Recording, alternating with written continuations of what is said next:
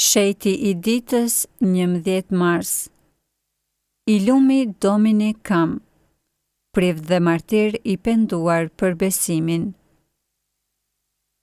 Historia e kishës katolike është e mbushur me figura të shenjta që dhan jetën e tyre për besimin në Krishtin.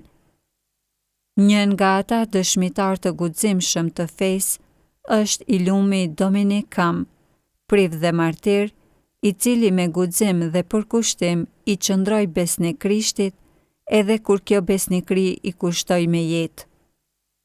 Jeta dhe martirizimi i tij janë një dëshmi e gjallë e forcës së fesë dhe e dashurisë së vërtetë për Zotin dhe kishën. Domini Kam lindi në Kamcheong, në rajonin Bac Ninh të Indokinës, Vietnami i sotëm.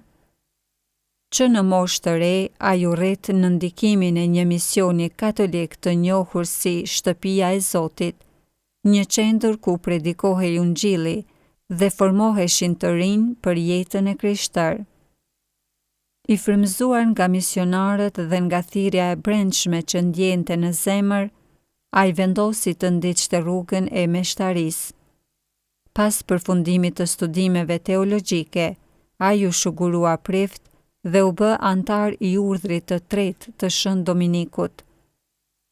Me një dashuri të pamas për shërbimin baritor, ai u përkushtua me gjithë zemër ndaj nevojave shpirtërore të popullit të tij. Si bari i vërtet, ai u bë një shembull i gjallë i Ungjillit, duke udhëhequr besimtarët me përkushtim dhe përvojtëri. Në atë kohë, kristianizmi në Indokinë përballej me persekutime të ashpra. Autoritetet vendore e shihnin fenë krishterë si një kërcënim për pushtetin dhe kulturën vendase. Kur shpërtheu një tjetër valë e persekutimeve të dhunshme ndaj të krishterëve, Dominiku fillimisht u fsheh për t'u mbrojtur nga arrestimi. Megjithatë, ai shpejt e kuptoi se nuk mund të qëndronte në hije kur populli i tij kishte nevojë për të. I shtyr nga përgjegjësia e tij si bari shpirtëror, ai filloi të lëvizte fshehurazi nga një komunitet në tjetrin, duke ndihmuar besimtarët, duke kremtuar sakramentet dhe duke i forcuar në besim. Ai e dinte rrezikun, por nuk u tërhoq. Për Dominikun, besimi dhe dashuria për Krishtin ishin më të mëdha se frika.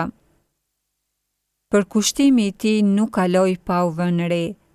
Më 21 janar të vitit 1859, ai u arrestua në Halang me urdhër të mandarinëve, zyrtarëve të lartë të perandorisë vietnameze. Pas arrestimit, ai u dërgua në qytetin e Hangjinit, ku i u nënshtrua një gjyqi të rrept. Para gjyqtarëve, Dominiku nuk e fshehu besimin e tij. Ai pranoi me krenari se ishte prift katolik dhe deklaroi se ishte gati të pësonte çdo lloj torture, por kur të mos e mohonte Krishtin. Persekutorët i kërkuan të shkelte kryqin si një shenjë e mohimit të fesë, por ai refuzoi kategorikisht. Pas disa muaj zhburgimi në kushte të tmerrshme, ku qëndroi i mbyllur në një kafaz të vogël, Dominiku vazhdoi të shpërndante fjalën e Zotit edhe aty, duke forcuar të burgosurit e tjerë dhe besimtarët që e vizitonin. Më në fund, ai u dënua me vdekje duke i aprer kokën. Teksa dëgjoi vendimin e gjyqit, ai u tregua i gëzuar dhe eci drejt vendit të ekzekutimit me një qetësi të pabesueshme. Kur mbërriti, u shtri me gëzim mbi trungun e ekzekutimit dhe i tha xhelatit: "Bëje punën tënde me saktësi, që koka ime të bjerë shpejt në tokë."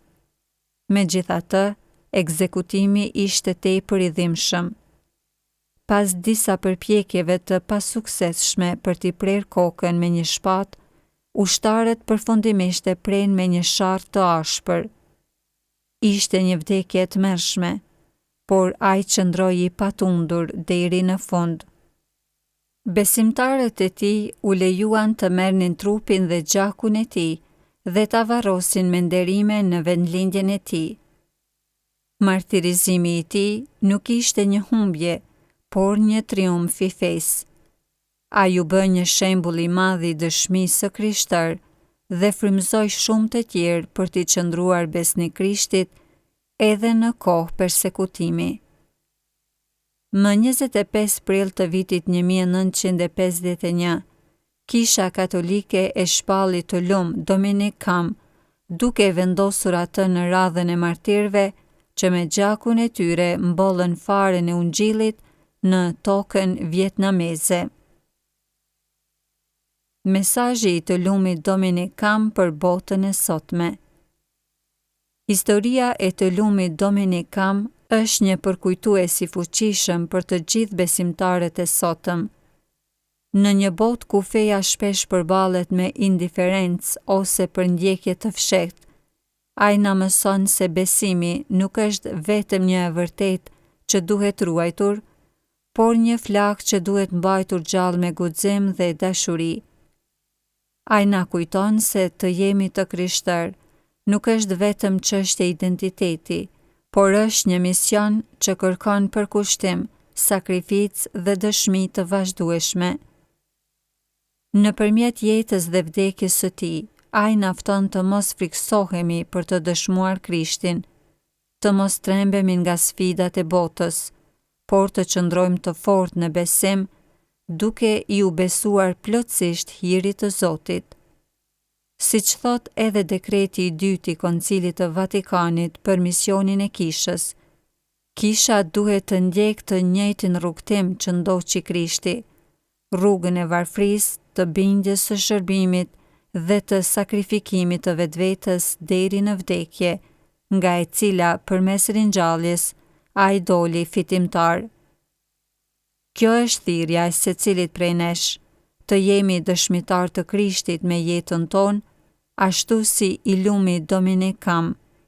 Në çdo sfidë, në çdo vështirësi, të mos harrojmë se besimi ynë është më i fuqishëm se çdo persekutim dhe dashuria për Krishtin është fitoria më e madhe që mund të arrijmë.